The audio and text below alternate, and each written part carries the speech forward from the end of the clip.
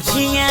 रूप छोगे बदनी मन रूप छोगे ये छाउड़ी बोले गे बढ़िया रूप छोगे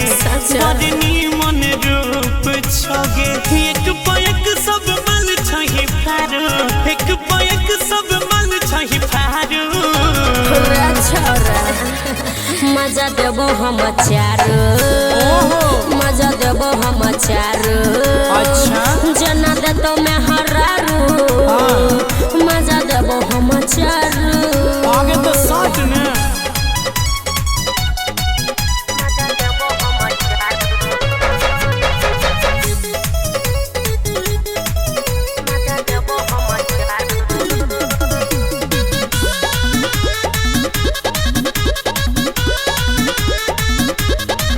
एक साथ देबो रे तोरा हाथ देबो रे कि हम ता छियो तो यार सब झेल लेबोगे तोरा चारों संग पकड़ा पकड़ खेल लेबोगे सच में की मजा नहीं छूछे लेबो तोरा सब कुछ देबो सुनगे नेपाली बंगाली सब धन समूचे देबो खेलबे मोहर बोल खेलबे भारू खेलबे मोहर बोल खेलबे भारू कते गिंदिया मजा देबो हम चारू मजा देबो हम चारू जना दे तो मैं हरारू मजा देबो हम चारू अरे आ जाओ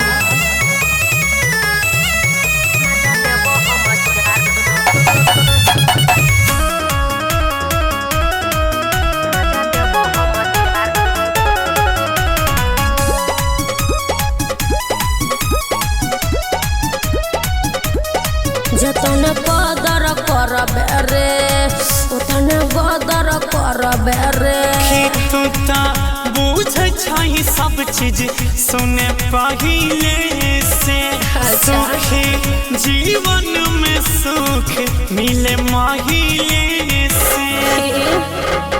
मल्लिक राकेश जाका मारता जब गौरव धाका एक रात में सब माल पड़ गए पड़ जैतो भारी डाका ले तो बनाई वीडियो अजय सारू ले तो बनाई वीडियो अजय सारू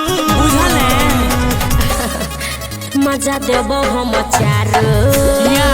मजा देबो हम चारू जना दे तो मैं हरारू मजा देबो हम चारू बढ़िया रूप छोगे बदनी मन रूप छोगे बढ़िया रूप छोगे बदनी मन रूप छोगे एक पयक सब मल छही फारू एक पयक सब मल छही फारू छौरा सुन मजा देबो हम चारू मजा देबो हम चारू जना दे तो मैं हरारू मजा देबो हम चारू अरे लेट मत करो वेट नहीं हो रहा है तैयार